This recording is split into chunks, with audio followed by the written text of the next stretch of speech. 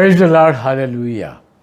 దేవుని మహాకృపను బట్టి మనం మళ్ళా తిరిగి ఈ ఆదివారం ఎవరి గృహాల్లో వారు ఉండి దేవుని ప్రార్థన చేసుకుని ఆరాధన చేసుకోవాలి కనుక దానికోసమని కొద్ది నిమిషాలు దేవుని ఆరాధన చేసుకుందాం.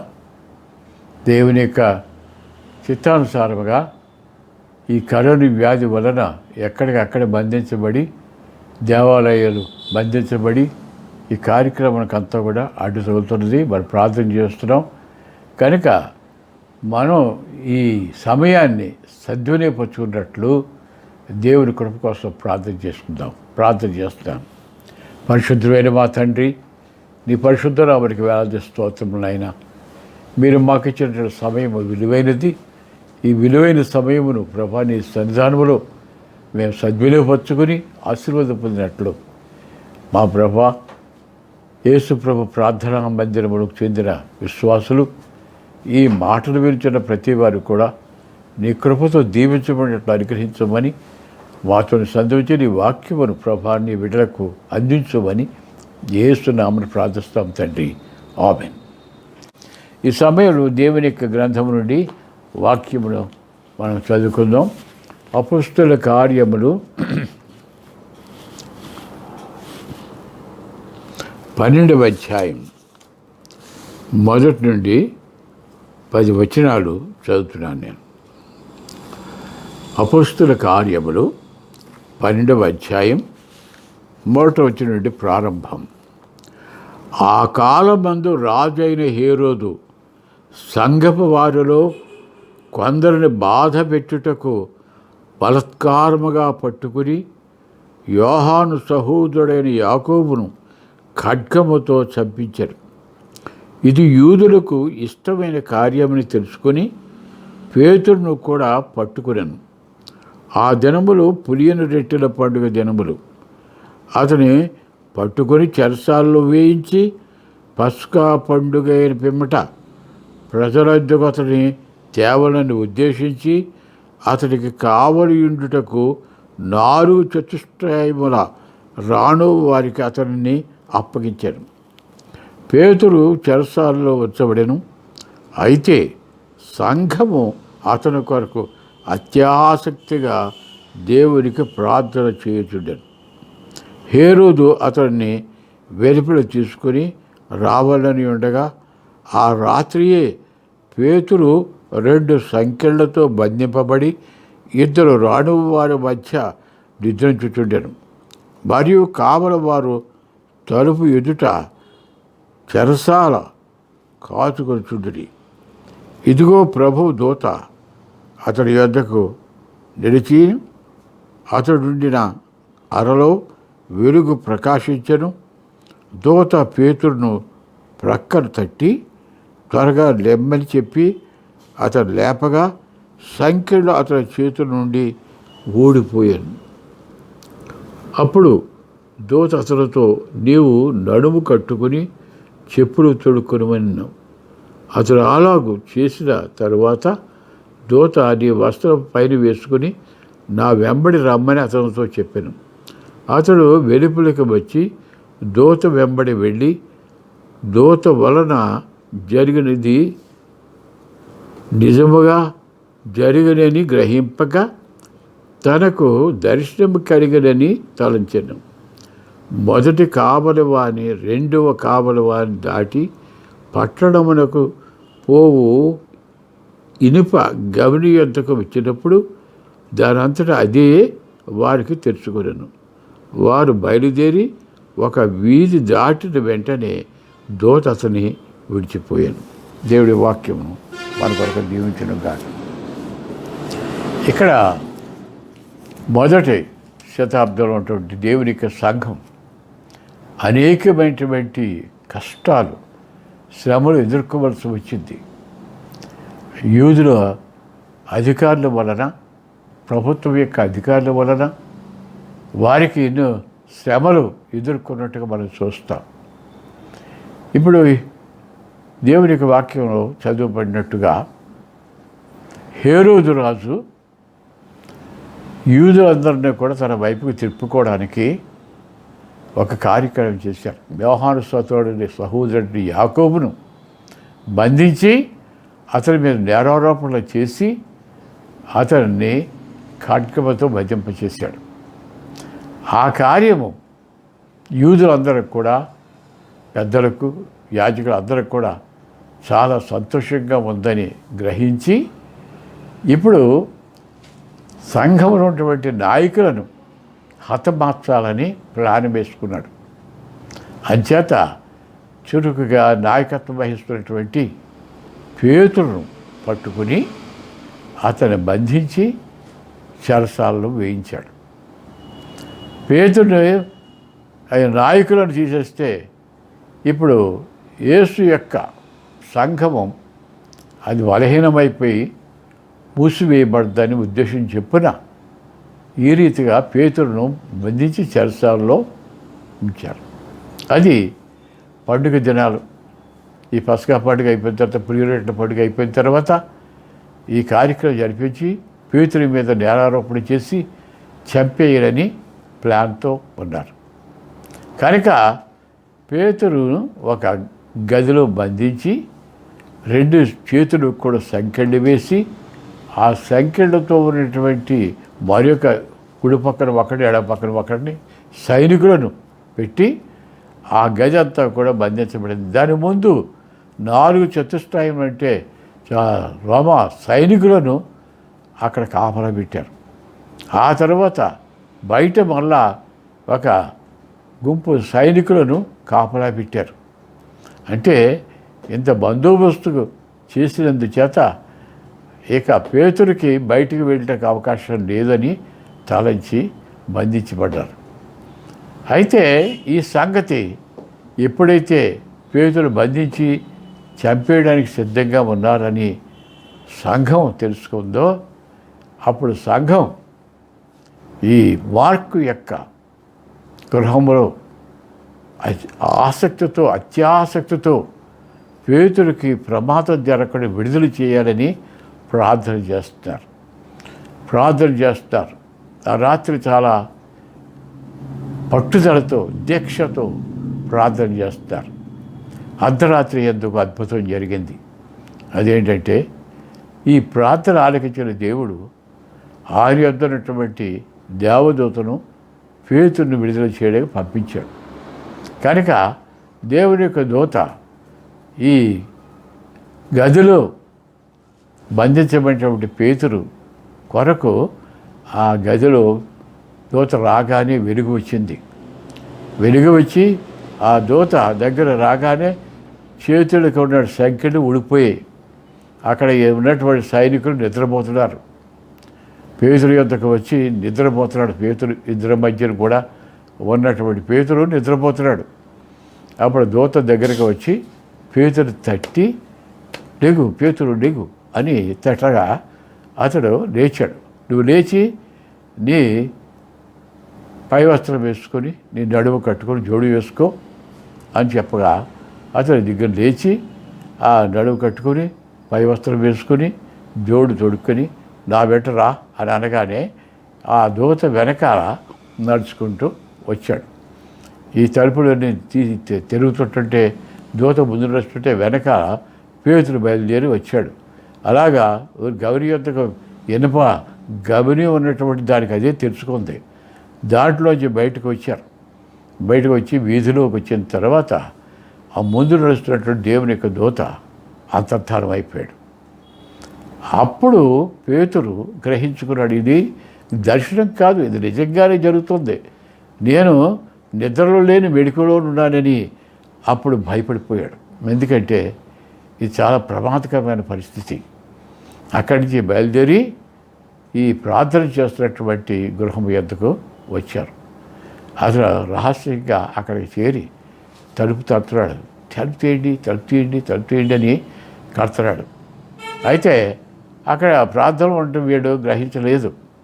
ఒక రోజు అనేటువంటి పిల్ల అసలు శబ్దం అవుతుంది ఏంటని దగ్గరికి వచ్చినప్పటికీ పేతురు యొక్క స్వరం వినబడింది.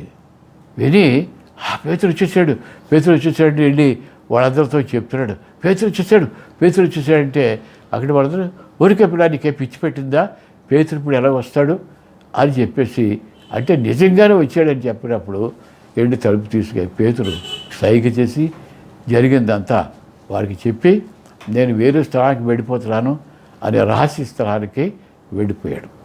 ఇది ఆ దినమందు జరిగినటువంటి అద్భుతమైన కార్యక్రమం. ఇందులో ముఖ్యమైన 2-3 విషయాలు మనం గ్రహించుకోవాలి. పేతురు ఎందుకు ఈ జైలులో ఈ పక్క ఆ పక్కన సంఖ్యలతో బంధించబడి, అవన్నీ తలుపులను బిగించబడి, సైనికులు కాపలా ఉండి, ఆ సైనికులు 2-3 స్థలాల్లో వారికి బందోబస్తుగా వారు కాపలా ఉన్నట్టుగా మనం చూస్తాం. ఒక పేతురు విషయమై, ఒక అల్పుడైనటువంటి పేతురు విషయమై ఇంత బందోబస్తు ఎందుకు పెట్టుకున్నారు అంటే, పేతురు చేస్తున్న కార్యక్రమాలు వారు తెలుసుకున్నప్పుడు, ఈ పేతురు ఒకవేళ అకస్మాత్తుగా వెళ్ళిపోతాడేమో, వెళ్ళిపోకుండా బందోబస్తు చేయాలి అని ఈ ప్రభుత్వం వారు ఆ సైనికులను కాపలా పెట్టారు. మరి ఇక్కడ కాపలా పెడితే సంఘం ఏం చేస్తుంది? అక్కడ కూడి పట్టుదలతో, దీక్షతో దేవుని సందు ప్రార్థన చేస్తారు. ఇక్కడ మనం ట్రయాంగిల్ కార్యక్రమం జరిగినట్టుగా మనం గమనించవచ్చు. ఎందుకంటే ఇక్కడ దేవుని యొక్క బిడ్డలు, దేవుని యొక్క ప్రేమకులతో ఉన్నటువంటి దేవుని బిడ్డలు పేతురుకు విడుదల కోసం ప్రార్థన చేస్తారు. ఈ ప్రార్థన తిన్నగా దేవుని యొద్దకు వెళ్ళింది. అప్పుడు దేవుడు ఈ ప్రార్థన ఆలకించి ఆయన సేవకైనటువంటి దేవదూతను పేతురు నుండి విడుదల చేయడం ఇక్కడ పంపించాడు. ఆ దేవదూత ఇక్కడ దిగి వచ్చి ఈ గదిలోకి వచ్చినప్పుడు ఆ గది అంతా వెలుగుతూ ఉంది. పేతురు నిద్రపోతున్నటువంటి పేతురు యొద్దకు వచ్చి తట్టి లేపి ఆ బట్టలు వేయించి ఆయన కూడా తీసుకుని బయటకు వచ్చారు. అంటే ఇప్పుడు ఒక రీతిగా దేవుని యొద్దకు ప్రార్థన విడింది. ప్రార్థన విన్నటువంటి దేవుడు అక్కడి నుంచి ఆయన యొక్క సేవకుడైనటువంటి దేవదూతను పంపించాడు. నిద్రపోతున్నటువంటి పేతురు లేపి ఆ చెరసాలలో ఉన్నటువంటి కాపుదలు అన్నింటిలో దాటించి బయటికి తీసుకుని వచ్చిన తర్వాత అంతర్ధానం అయిపోయాడు. ఇప్పుడు పేతురు చాలా ప్రమాదకరమైన పరిస్థితుల్లో ఉన్న గ్రహించుకున్నాడు. ఇదంతా దర్శనం కాదు, నిజంగానే జరిగింది. ఇదంతా కూడా అద్భుతమైన కార్యక్రమం. దేవుడు నన్ను ఈ హేరోదు యొక్క భయంకరమైన చేతుల నుంచి బయటికి తీసుకొచ్చాడని తిన్నగా ప్రార్థన చేస్తున్నటువంటి ఆ గృహాల యొద్దకు చేరాడు ఆయన. ఇప్పుడు ప్రార్థన చేస్తున్నటువంటి వారు ఆ లోన దీక్షతో ఉన్నారు. అప్పుడు పేతురు వచ్చి తలుపు తలుపుతాడు, తలుపు తీయండి అని. అప్పుడు వారు దాన్ని గ్రహించలేదు. కానీ రోజునంటి పిల్ల వచ్చి తలుపు తీద్దామని చూసినప్పటికీ స్వరం విని పేతురు వచ్చేసాడని చెప్పి ఆమె గట్టి కేకలేసుకుంటా వాడు బయటికి వెళ్ళినప్పుడు వాళ్ళు ఏమంటున్నారు, నువ్వు పిచ్చి పెట్టిందా, పేతురు ఎలా వస్తాడు ఇప్పుడు అని చెప్పి, అంటే నేను పేతురు వచ్చాడు ఖచ్చితంగా చెప్తున్నా అని చెప్తే అప్పుడు వచ్చి తలుపు తీసిన పేతురు వాడు కనపడగా బహు ఆశ్చర్యపడిపోయారు వారు. వారికి సైగ చెప్పి జరిగిందంత చెప్పి ఆయన రహస్య స్థలానికి వెళ్ళిపోయాడు. దేవుడు ఈ శ్రేయాంగలు దేవుని యొద్దకేమో ప్రార్థన వెళ్ళింది. అక్కడ నుండేమో దేవుని దూత పేతురు యొద్దకు వచ్చాడు. పేతురు లేపిన తర్వాత ఆ దూత బయటికి తీసుకుని వచ్చి వీధిలో విడిచిపెట్టి అంతర్ధానం అయిపోయాడు. పేతురు ఆ మార్కు ఇంటికి వెళ్ళినప్పుడు రోజు చెప్పిన మాటకి వారు విడుదల కోసమే ప్రార్థన చేస్తున్నారు. వచ్చేటని చెప్తే ఇది పేతురు ఎలా వస్తాడు ఇప్పుడు, ఇది బంధించబడి ఉన్నాడు కదా, నువ్వు పిచ్చి పెట్టిందా అని అన్నారు. అంటే వాడు ఏ ప్రార్థన, ఏ విషయమైతే ప్రార్థన చేస్తున్నారో దానిని పూర్తిగా వారు పట్టించుకోలేదన్నమాట. కనుక ఇప్పుడు ఈ విషయాల్లో మనం గ్రహించవలసింది ఏంటంటే, పేతురు ఈ జైల్లో ఉండి ఎలాగ నిద్రపోతున్నాడు, ఏం చేసి నిద్రపోతున్నాడు. బహుశా పేతురు ప్రార్థన చేస్తూ నిద్రపోతున్నాడని నేను అనుకుంటున్నాను. ఎందుకంటే మన్నాడు అతన్ని చంపేడిగా హేరోదు ప్లాన్ చేసుకుని ఉన్నాడు. అయితే ఇతడు దేవుని సన్నిధిలో దేవుని మీద తన యొక్క బరువు అంతా పెట్టి, తన యొక్క పరిస్థితి అంతా చెప్పి ఆ ప్రార్థనలోనే నిద్రపోతున్నట్టు వారి యొద్దకు దేవుని యొక్క దూత వచ్చి అతను తట్టి లేపి, ఆ తట్టి లేపినట్టు వారికి బట్టలు వేయించి కూడా జైల్లోంచి, ఈ కాపలాదారులోంచి బయటికి తీసుకొని వచ్చాడు. అంటే దేవుని యొక్క బిడ్డలైన వారిని అద్భుతమైన రీతిగా ఆయన నడిపించాడని మనం గ్రహిస్తున్నాం. మరి దేవుడి గురించి భయభక్తులు కంటే వారిని చుట్టూ ఆయన దూతలు కావలి ఉండి వారిని రక్షించును అనే వాగ్దానాన్ని ఇక్కడ మనం చూస్తాం. అప్పుడు అక్కడికి వెళ్ళిన తర్వాత ఏ విషయమైనైతే వారు ప్రార్థన చేస్తారో ఆ జవాబును దేవుడు వెంటనే వారికి కలుగు చేశాడు. అయితే వారు నమ్మలేదు. కారణం ఏంటంటే వారి విషయం అయితే ప్రార్థన చేస్తారు కానీ ఇంక ఇప్పుడు వెంటనే జరుగుతుందని అనుకోవట్లేదు, ఎప్పుడో జరుగుతుందని అనుకుంటారు అంతే. ఈ పిల్ల వచ్చి చెప్తున్నప్పుడు నువ్వు పిచ్చి పెట్టిందేంటి అలా మాట్లాడుతూ ఉన్నారు. ఆ తర్వాత పేతురు ఆ తలుపు చూసి ఆశ్చర్యపడిపోయారు. ఎందుకంటే దేవుడు వెంటనే జవాబును అనుగ్రహించాడు. ఆ జవాబును వారు తెలుసుకున్నప్పుడు బహు ఆశ్చర్యపడ్డారు. చాలాసార్లు మనం దేవునికి ప్రార్థన చేస్తాం. దేవుని ప్రార్థన చేసిన వెంటనే జవాబులు మనకు దొరకదు. యేసు ప్రభు వారు ఏం చెప్పారంటే, అపొస్తలుల కార్యములు ఈ రోజే వచ్చి చెప్పినప్పుడు పిచ్చి పెట్టిందా అని అన్నారు. కానీ మత్తయి 21:22 యేసు ప్రభు మీరు ప్రార్థన చేయనప్పుడు వేటిని అడుగుదురో అవి దొరికినవని నమ్మిన పక్షమున మీరు వాటన్నిటినీ సంపాదించుకుందురు. మీరు ప్రార్థన చేసేటప్పుడు వేటినైతే అడుగుతున్నారో అవి దొరికినాయి అని నమ్మండి, అప్పుడు మీకు అవి సంభవిస్తాయని యేసు ప్రభు చెప్పారు. అయితే ఇక్కడ ప్రార్థన అయితే చేస్తున్నారు కానీ వాళ్ళు వెంటనే ఇది జరుగుతుందని వారు గ్రహించలేదు. దేవుడు వెంటనే జవాబిస్తాడని వారు గ్రహించలేదు. అయితే ఎందుచేత వారు గ్రహించలేదంటే వారు వెంటనే జరుగుతుందని ఎక్స్పెక్ట్ చేయలేదు కనుక. చాలాసార్లు మనం దేవుని సన్నిధిలో కొన్ని విషయాలు పెట్టుకొని ప్రార్థన చేస్తాం, మళ్ళా ప్రార్థన చేస్తాం, ఏమీ జవాబు రాలేదేంటి, ఇన్ని ప్రార్థన చేస్తున్నాం కానీ అని చెప్పి మనం కూడా అనుకుంటాం. అయితే దేవుని సన్నిధిలో ప్రార్థన చేసినది దేవుడు వింటున్నాడు, ఆయన నాకు జవాబు ఇస్తాడని నమ్మాలి. నమ్మకం లేనటువంటి ప్రార్థన అది దేవుని యొద్దకు వెళ్ళదు. అది మనము గ్రహించాలి. మనం ప్రార్థన చేసేటప్పుడు మనలో పాపమును ఉంచుకొని అపవిత్రతను ఉంచుకొని ప్రార్థన చేసినప్పటికీ ఆ ప్రార్థన దేవుని దగ్గరికి వెళ్ళదు. దేవుని వాక్యంలో చెప్తున్నాడు ఆయన, సామెతలు 28:13 చెప్తున్నాడు, అతిక్రమమును దాచిపెట్టుకునేవాడు వర్ధల నేరడు, వాటిని ఒప్పుకొని విడిచిపెట్టేవాడు కనికరం పొందును అన్నాడు. హృదయంలో పాపం పెట్టుకుని, చెడుగులు పెట్టుకుని, అపవిత్రత పెట్టుకొని మనం ఎంత ప్రార్థన చేసినా ఆ ప్రార్థన దేవుని ఎంతకు వెళ్ళదు. ఎందుకంటే దేవుడు చెప్తాడు ఆయన, యెషయా గ్రంథం 1:15 చెప్తాడు ఆయన, మీరు బహుగా ప్రార్థన చేసినను నేను మీ ప్రార్థన నేను ఆలకించను. మీరు ఎంతసేపు ప్రార్థన చేసినా మీ హృదయంలో పాపం ఉంది కనుక అది నేను అంగీకరించనని దేవుని వాక్యం చెప్పబడుతుంది. కనుక దేవునికి సంతానంలో దేవుని బిడ్డలు ముందు తమ హృదయాలని శుద్ధి చేసుకోవాలి. దావీదు కీర్తనలో 51వ దావీదు కీర్తనలో భక్తుడైనటువంటి దావీదు చెప్తున్నాడు. ఆయన ఏమన్నాడంటే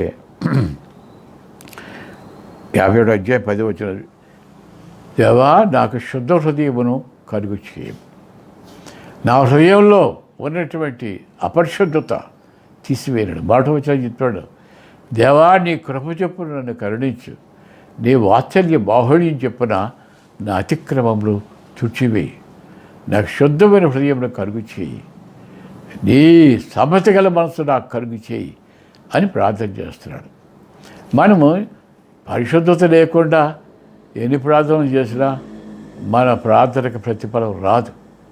మనం ఎప్పుడైతే దేవునికి లోబడి, ఆయన చిత్తమునకు లోబడి, ఆయన ఇష్టానుసారంగా మనం ప్రార్థన చేస్తామో అప్పుడు దేవునికి అద్భుతమైనటువంటి మేళ్లను మనము కలుగుతుందని దేవుని వాక్యం చెప్పబడుతూ ఉన్నది.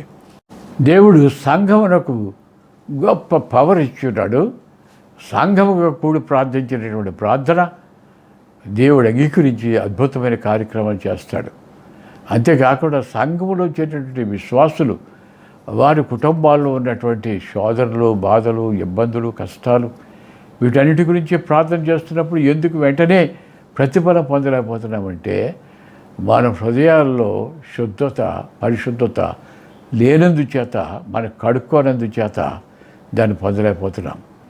ఇక్కడ దేవుని వాక్యంలో యాకోబు పత్రిక 5వ అధ్యాయం 17వ వచనంలో ఈ మాట వ్రాయబడుతున్నది. ఏలియా మన వంటి స్వభావము గల మనుషుడే. వర్షింపకుండునట్లు అతడు ఆసక్తితో ప్రార్థన చేయగా 3.5 సంవత్సరముల పర్యంతము భూమి మీద వర్షింపలేదు. అతడు మరలా ప్రార్థన చేయగా ఆకాశం వర్షమిచ్చెను, భూమి తన ఫలమునిచ్చెను. ప్రభు యొక్క వాక్యంలో ఏలియాని గురించి ఇక్కడ భక్తుడు సెలవిస్తాడు. ఆయన ఏలియా దేవదూత కాదు, మనలాంటి స్వభావం గల మనుషుడే. మనలాంటి స్వభావం అంటే మనకు ప్రేమ ఉంది, కోపం ఉంది, ఆకలి ఉంది, దప్పిక ఉంది, సంతోషం ఉంది, దుఃఖం ఉంది, అనేకమైనటువంటి గుణాలు మనలో ఉన్నాయి. అలాంటి స్వభావం కలిగినటువంటి మనుషుడే. అయితే అతడు దేవుని సన్నిధిలో ప్రార్థన చేయగా 3.5 సంవత్సరాలు వర్షం లేకుండా బంధించబడింది. మళ్ళా ప్రార్థన చేయగా వర్షం వచ్చి ఆ ఫలత్వాలు వచ్చినట్టుగా ఇక్కడ దేవుని వాక్యం వ్రాయబడుతున్నాయి. దానిపైన ఒక మాట వ్రాయబడుతుంది.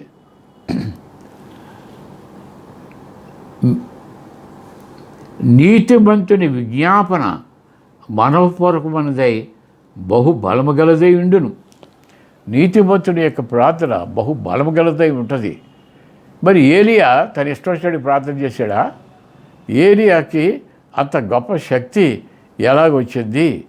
ఏలియా దేవుని యొక్క రిప్రజెంటేటివ్గా, దేవుని యొక్క చిత్తానుసారముగా నడిచిన వాడుగా ఏమి చేయమంటే అది చేశాడు కనుక దేవుడు అతని ప్రార్థనకి అంగీకారం తెలియజేశాడు.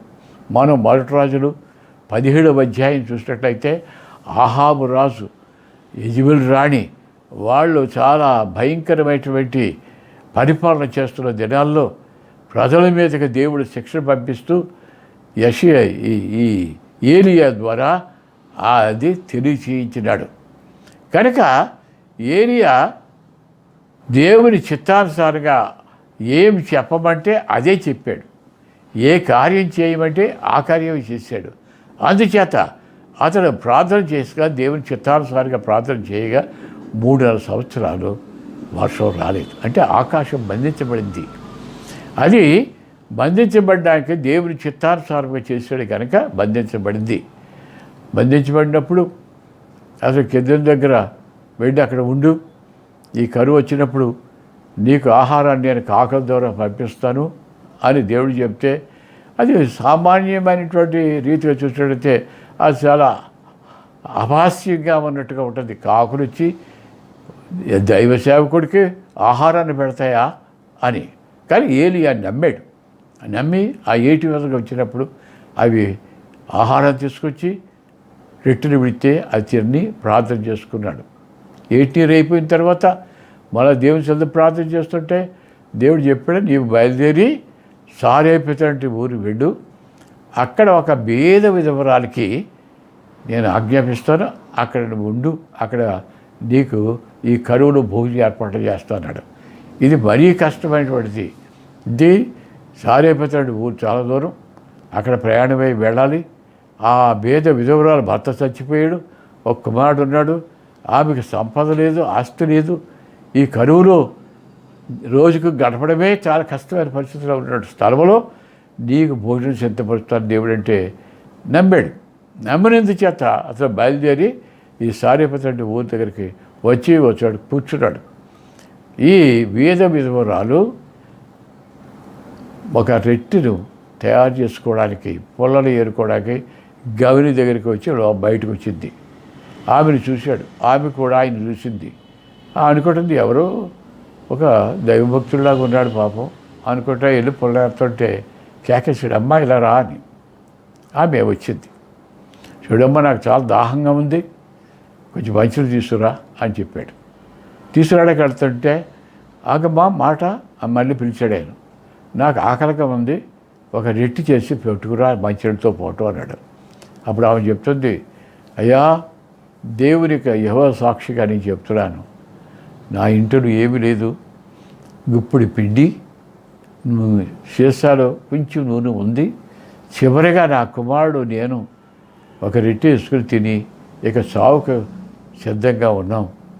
దేవుని మీదే ఆధారపడి దేవుణ్ణి ప్రార్థన చేసుకుని ఉన్నాం, అంత తప్ప మా దగ్గరికి ఏమీ లేదయ్యా అని చెప్పింది. కనుక దేవుడి యొక్క కార్యక్రమాలను ఏలియా ఎలాగైతే దేవుని చిత్తానుసారంగా చేసి దేవునికి మహిమ తీసుకుని వచ్చాడో, అలాగనే సంఘాలలో సేవకులు అద్భుతంగా చేసే దేవునికి అసాధ్యం ఏది కూడా లేదు. కానీ దేవుని చేస్తున్న కార్యాన్ని దేవునికి మహిమ ఆపాదించాలి. కానీ మనము మనుషులం అల్పులము, మన స్థానాన్ని మనం గుర్తించుకొని దేవుని మహిమపరచాలని కోరుతున్నాను. కనుక ఈ దినమందు మనం పేతురును తప్పించిన దేవుడు ప్రమాదంలోంచి వెంటనే తప్పించలేదంటే, మన ప్రార్థనకు జవాబు రాలేదంటే, మనలో ఉన్నటువంటి అపవిత్రత, మనలో ఉన్నటువంటి అజ్ఞానం, అవిశ్వాసం, అపనమ్మకం ఇవన్నీ కూడా మనల్ని వెనక్కి లాగుతున్నాయని తెలుసుకొని దేవుని పూర్ణ హృదయంతో దేవుని సేవించి ఆయనకి చిత్తానుసారముగా తగిన సమయం ముందు ఆయన తగిన సమయం జవాబు ఇస్తాడు కనుక దాని కనుక వేచి ఉండాలని మరోసారి ఈ మాటలు చెబుతూ నేను ముగిస్తూ ఉన్నాను. దేవునికి ప్రార్థన చేస్తున్నాను. ప్రభా ప్రియమైన తండ్రి, నీ పరిశుద్ధ నామం నాయన, ఈ ఆదివారం దినమందు మేము మా గృహాల్లో ఆరాధన చేసుకున్నప్పుడు నీవు చేస్తున్నటువంటి అద్భుతమైన కార్యక్రమాలను మేము తలపోసుకొని నీకు ఏది కూడా అసాధ్యం కాదు, ప్రతిదీ కూడా నీ యొక్క చిత్తానుసారంగా తగిన సమయం మధ్య జరిపిస్తారు కనుక మమ్మల్ని మేము మా అంతరంగ హృదయాలను పరిశోధించుకొని వాళ్ళలో ఉన్నటువంటి చెడులను, తప్పులను, పాపములను సమస్తమైన మల్లెమును కడిగివేసుకుని నీ రక్తమును శుద్ధి చేయబడి నీ ఆశీర్వాదాలతో మేము ఫలించి అభివృద్ధి పొందడం చేయమని, అలాగే ప్రతి కుటుంబాన్ని కూడా మేలుకొల్పి దీవించమని, నా స్వరం విన్నటువంటి ప్రతి వారు కూడా ఈ మాటలు వారి హృదయాల్లో భద్రపరుచుకొని నీ యొక్క చిత్తానుసారంగా నీకు లోబడి నీవు చేయమని కార్యక్రమను నీవు చెప్పమన్నట్టు మాటలను చెప్పి నీకు ఘనత మహిమ తీసుకొచ్చినట్టు చేయమని ప్రభువుని యేసు నామమున ప్రార్థిస్తున్నాం తండ్రి. ఆమేన్. పరలోకమందున మా తండ్రి, నీ నామం పరిశుద్ధపరచబడును గాక, నీ రాజ్యం వచ్చును గాక, నీ చిత్త పరలోకమందు ఎలాగునో అలాగనే భూమి మీద నెరవేరును గాక. మాకు కావలసిన ఆహారుడు మాకు దయచేయి, మరణస్తులు మీకు క్షమించిన ప్రకారం మరణంలో క్షమించము, మాకు శోధనలు తెక్కని తప్పించాము. ఎందుకంటే రాజ్యం, బలం, మహిమయు నిరసనీయమైన తండ్రి. ఆమేన్. తండ్రిని దేవుని యొక్క ప్రేమయు, వాళ్ళ ప్రేమించి మనకు ప్రాణం పెట్టి సమాధి నుండి 3వ దినం లేచిన మన ప్రభువైన క్రీస్తు కృపయు, మన దందను కూడా నడిపించి ఆశీర్వించే పరిశుద్ధాత్మ దేవునికి నిండిన ఆశీర్వాదములు మనకును మన సంఘంలో ఉన్న ప్రతి వారికి స్వరమైన వారికి సదాకాలం తోడేండును గాక. ఆమేన్. God bless you.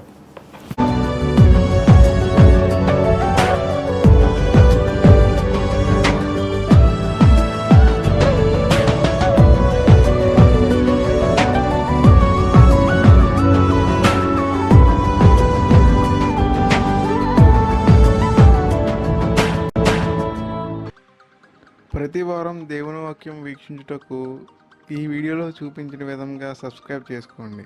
మరియు మీ ప్రార్థన అవసరతల కొరకు ఈ కింద చూపిస్తున్న నెంబర్ని సంప్రదించండి.